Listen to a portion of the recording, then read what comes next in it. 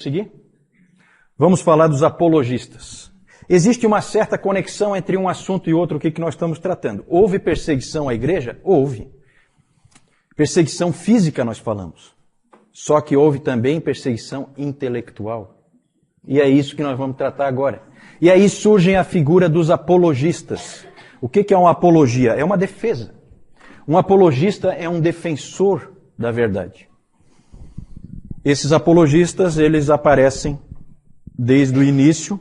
Na verdade, o primeiro ataque intelectual à fé cristã veio com os judeus, foram os primeiros a atacarem o cristianismo. E lá no Novo Testamento nós já vemos como é que é a linha de defesa do cristianismo em relação aos judeus.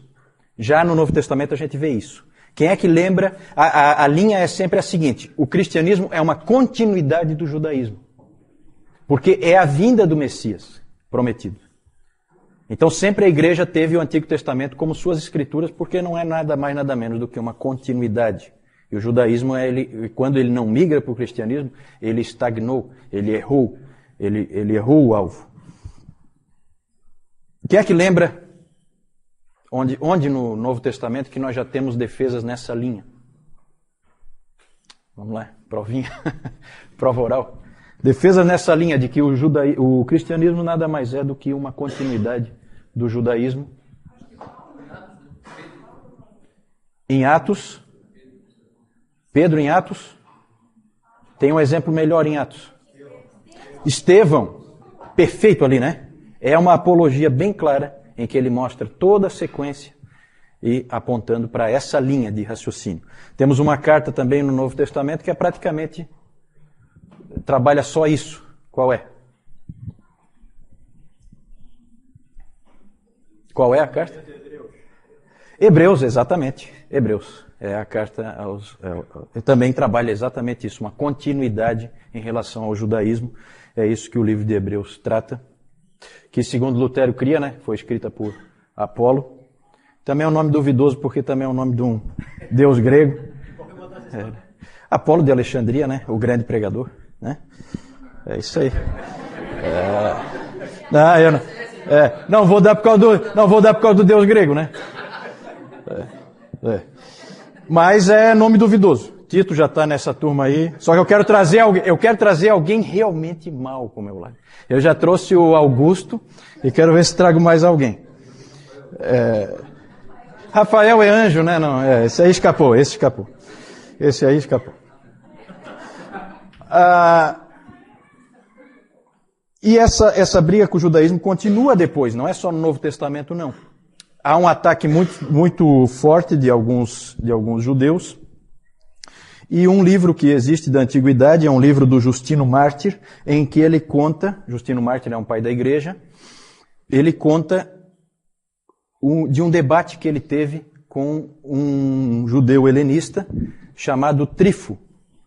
O nome desse livro é Diálogo com Trifo, e é um livro muito interessante, há um debate entre os dois, muito bom, em cima das escrituras. O Justino começa a trazer todo o texto possível e imaginável, tem até uns fatos pitorescos, que ele traz um texto lá de Salmo 96:10, que ele vai e cita e acha que está abafando, que é Salmo 96:10, ele pega e diz pro Trifo o que ele tinha a dizer daquele texto, que diz assim: dizei entre as nações, do madeiro reina o Senhor. Salmo 96:10, do madeiro reina o Senhor. Então, Jesus Cristo reinando da cruz. Aí o Trifo foi pegar a Bíblia dele e falou assim: isso aqui eu não tenho aqui não. Na minha Bíblia não está escrito assim não. Na minha Bíblia, Salmo 96:10 diz: dizei entre as nações, reina o Senhor. Exatamente. Aí o Justino dá uma de esperto e fala: tá vendo? Isso aí são esses rabis de vocês que já foram lá e tiraram aquele pedaço ali. Quando na verdade não era nada disso, era algum escriba cristão que tinha incluído um pedaço ali, né? E o Justino estava com essa cópia que não estava fiel ao original, e o Trifo tinha o Velho Testamento em hebraico, e o Justino tinha o Velho Testamento, a Septuaginta, a versão em grego. Já com esse copista que achou que estava abafando, né, botou lá em homenagem ao Senhor do Madeiro e tal. E são fatos pitorescos assim. Esse debate durou 2 dias e ninguém conseguiu mudar a posição do outro, mas é impressionante nesse livro, eu nunca vi o livro, mas tem os testemunhos nesse sentido, de que houve um tratamento extremamente cortês entre eles, um tratamento em excelente nível, eles se tratam como amigos no final, é uma situação que não perdurou no futuro. Depois a relação cristãos e judeus passou a ser péssima, né? Os rabis lançaram lá o tal do Talmud babilônico, atacando e jogando anátema para todo lado em cima dos cristãos, e os cristãos começaram a usar expressões do tipo assassinos de Cristo para os judeus, né? João Crisóstomo, um dos pais da igreja, foi um desses que utilizou esse nome e perpetuou esse nome aí. Quem são os judeus? São os assassinos de Cristo. Então a situação se deteriorou. Agora o judaísmo, houve então esse tipo de conflito aí com o judaísmo, mas o principal é com o paganismo. Pode passar ali. E aí nós temos várias obras da antiguidade aí, escritas por cristãos, para defender o cristianismo. Nós temos essa Epístola a Diogneto. É um material muito interessante, com uma boa visão da graça, porque uma coisa que é interessante dessa época aí da história da igreja é que ninguém entendeu a graça. Ninguém. Tinha que esperar chegar Agostinho para entender Paulo, porque ninguém tinha entendido Paulo. E essa epístola chega perto. E ela é muito bonita, ela usa a expressão de que os cristãos são a alma do mundo. Ela tem, assim, momentos bem interessantes. Esse Octávios de Minícius Félix é a história de um diálogo entre Octávios e Cecílius. Esse Octávios era cristão e ele, então, começou a discutir com esse Cecílius. E ele acaba convertendo os Cecílios. E é interessante que, já naquela época, quando você pega esse material, que é lá do 2º século, você já vê os mesmos ataques à fé cristã que existem hoje. É impressionante como é sempre as mesmas coisas que se diz. Não há, assim, novidade, né? É sempre a mesma coisa. Esses ataques que vinham de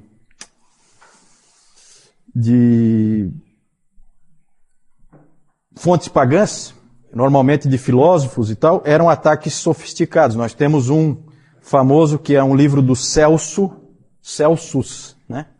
Esse Celso, não tem um Celso aí não, né? Eu tô louco para trazer alguém para mim. Esse Celso publicou o livro Verdadeira Razão, em que ele ataca, destrói mesmo o cristianismo. E aí vem o Orígenes, que era um gênio, que é aquele que a mãe preservou escondendo a roupa. O Orígenes, ele escreve um livro famoso que se chama Contra Celsum, em que ele rebate todas as acusações do Celso. Então os apologistas, é sempre esse trabalho de escrita, é sempre esse trabalho de ataques, e eles daí se defendem, esses ataques mais sofisticados, mas também havia ataques intelectuais mais grosseiros.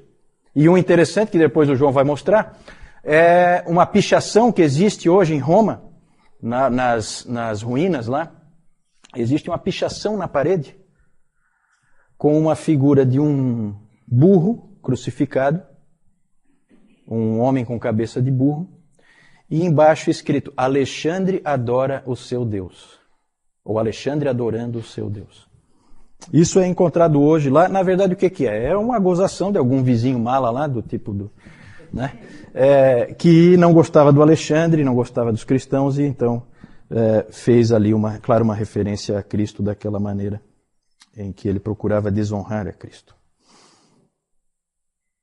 O Justino Mártir escreveu a primeira e segunda apologia contra os pagãos. Esse homem era um homem de grande inteligência, de grande capacidade, e ele é o principal apologista. Vejam que ele defendeu a fé cristã tanto contra os judeus como contra os pagãos.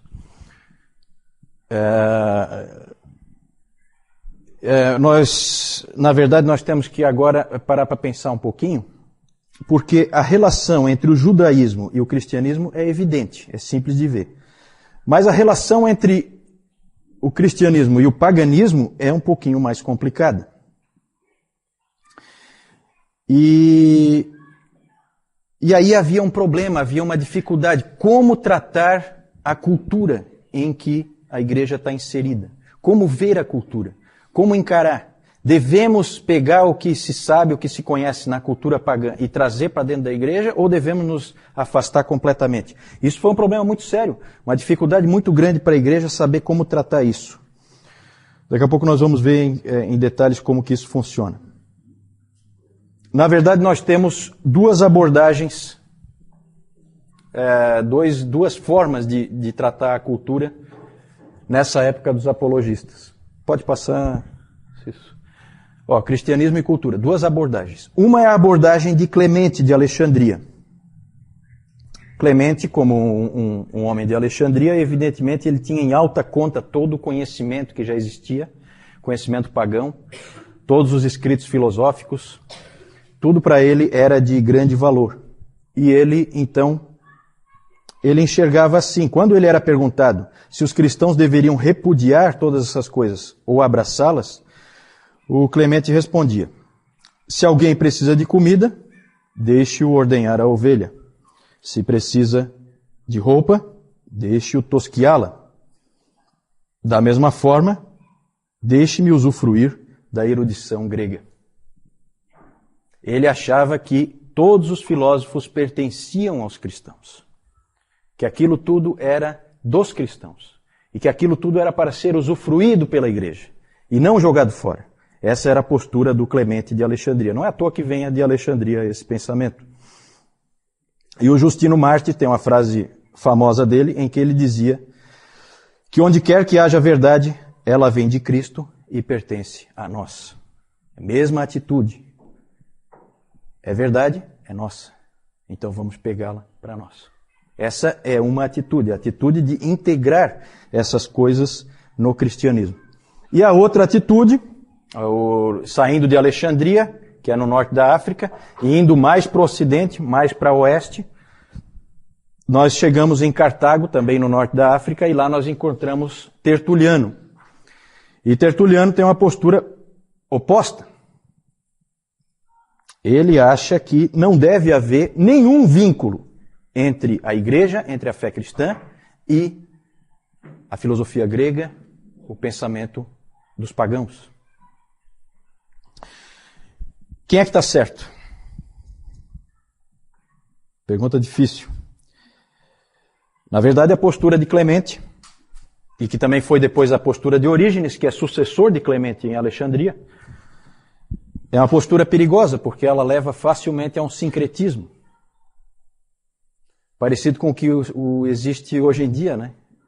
Quando a gente pega e inclui a ciência dentro da igreja, e aí acontece coisas como a que o Nilton pregou hoje de manhã, de pessoas que misturam o relato bíblico com o evolucionismo, ou então no tratamento das vidas das pessoas na igreja, você começa a misturar a palavra de Deus com a psicologia, por exemplo. No fim você não sabe se você está realmente tratando pela psicologia ou pela Bíblia, você já não sabe mais. Começa a haver uma mistura, começa a haver um sincretismo, e não é à toa que em Alexandria floresceu o gnosticismo valentiniano, porque você acaba abrindo o caminho para todo tipo de sincretismo, mistura de religiões. Cartago, nós temos Tertuliano. Tertuliano é uma grande figura da história da igreja, já citei ele várias vezes aqui. E esse Tertuliano, ele foi um homem que ele era um advogado, ele se converteu mais ou menos na meia-idade, com em torno de 40 anos. E ele era um homem muito enérgico, muito combativo, gostava de uma briga, e grande orador, grande pregador, extremamente dogmático, firme nas suas posições, e ele não gostou nada da atitude que Alexandria tinha em relação aos gregos. Ele disse, eu tenho aqui uma frase dele, deixa eu ver onde é que está. É uma famosa frase, que talvez vocês já tenham escutado. O Tertuliano tem várias frases famosas, em que ele pergunta o seguinte: o que tem Jerusalém com Atenas? Já ouviram essa frase? É dele. O que é que Atenas tem a ver com Jerusalém? O que é que tem a academia com a igreja? O que é que tem os hereges a ver com os cristãos? Essa era a posição dele. E o Tertuliano, na verdade, ele era um pouco exagerado. E nessa posição dele também tinha problema. Na primeira nós tínhamos esse problema do sincretismo. Começa a misturar tudo, no fim você já não tem mais um cristianismo puro. E no caso do Tertuliano, você tem um isolamento da igreja em relação à cultura. Ele se isola. E você começa a ter um cristianismo estranho. E o Tertuliano tinha umas frases que não ajudavam nada. O Celso criticava, o Celso que eu falei antes, um crítico dos cristãos, ele criticou no seu Verdadeira Razão, ele disse o seguinte, que os cristãos dizem, não faça perguntas, apenas creia. Isso para o Celso era inadmissível. E o Tertuliano, acho que ele ia um pouco nessa linha, porque olha só essa frase dele, que sempre deixou todo mundo estupefato. Ele dizia assim, eu creio porque é absurdo. O Filho de Deus morreu. Isso é crível porque é uma tolice. E ele foi morto e ressuscitou. Isso é certo, porque é impossível. Esse tipo de atitude não ajudava nada, porque, na verdade, pessoas como Celso achavam isso uma coisa irracional. E o cristianismo não é irracional. Então esse aí é um outro extremo que o Tertuliano foi, que também não foi muito legal. O Tassiano, que é outro pai da igreja, esse foi pior ainda, ele era mais radical ainda. E o monasticismo medieval, os monges medievais, não foram numa direção muito diferente, não. Eles foram mais ou menos nessa direção aí. Tem aquele livro, O Nome da Rosa, do Umberto Eco, que eu nunca me atrevi a ler, porque dizem que é terrível de ler, né? Porque ele escreve um monte de línguas diferentes, porque cada monge fala numa língua diferente. E tem até um monge lá que fala todas as línguas juntas, né? Ele sabia tantas línguas na história do Umberto Eco. Ele sabia tantas línguas diferentes que no final ele não sabia falar nenhuma. Então tem trechos lá em que esse monge fala que daí ninguém entende nada porque é misturado as várias línguas. Então é uma coisa esquisita. Mas nesse livro, o filme dá para assistir, né? O livro é complicado de ler. Mas ali tem a história gira em torno de um monge que queria dar um jeito de se livrar das obras de Aristóteles. Certo? Então é dentro dessa atitude aqui do Tertuliano. Certo? Ele queria se ver livre das obras do Aristóteles. O livro gira em torno desse tema. Né? Quem é que está certo? Quem está certo? Vejam bem, gente, aqui a gente tem que pensar assim, a igreja é uma só. Quando um cara lá em Alexandria fala uma coisa, me afeta aqui. Porque não existem várias igrejas, existe uma igreja única. É a igreja católica, que nós falamos antes. Essa época ainda é uma época em que a igreja é uma só. Então um se preocupa com o que o outro pensa. É diferente de hoje em dia em que todo mundo é meio independente e tal, a igreja é toda dividida. Não, nesse tempo não. Quem é que será que estava certo? Para que direção a igreja deve ir? Isso foi difícil. E não existe resposta fácil para isso. Na verdade, esse problema do cristianismo em relação à cultura sempre foi um problema. E é um problema hoje ainda. O quanto da cultura você aceita, o quanto não. Você pode assistir um filme de Hollywood? É errado um cristão fazer isso ou é certo? Um irmão vai dizer que é errado, outro irmão vai dizer que é certo. Um irmão diz que podemos usufruir disso, o outro vai dizer que não. O problema continua, gente. O problema continua. Pode passar? Existe uma classificação interessante do Richard Niebuhr, em que ele classifica assim a relação dos cristãos com a cultura. Isso a gente vê ao longo da história da igreja, vai aparecendo esse tipo de tensão.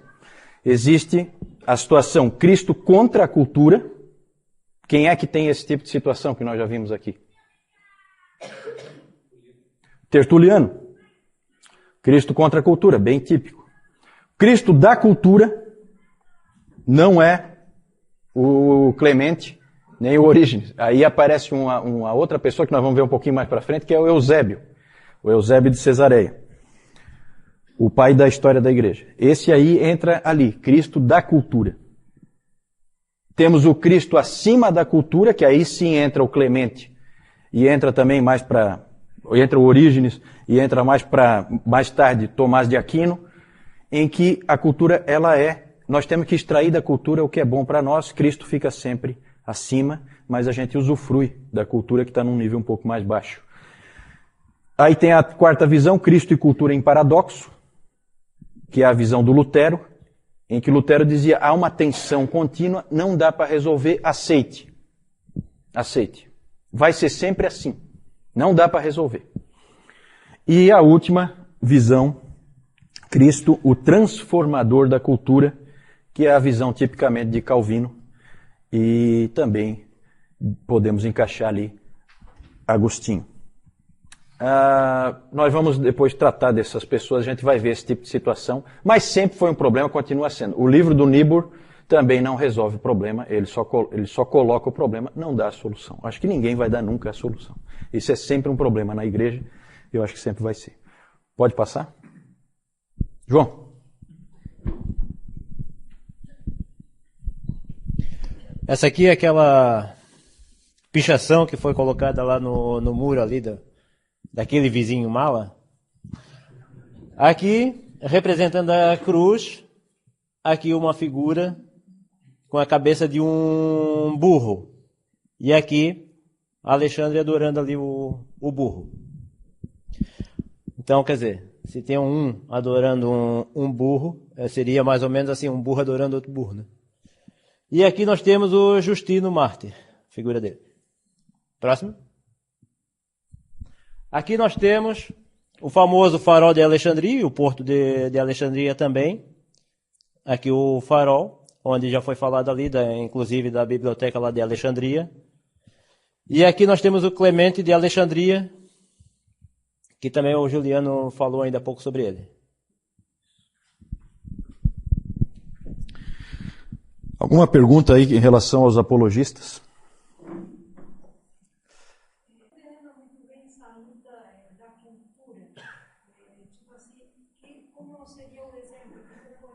A primeira é em relação ao que quer dizer, o que se quer dizer exatamente com cultura. Cultura aí, no caso, é o que nós costumamos chamar de mundo, né?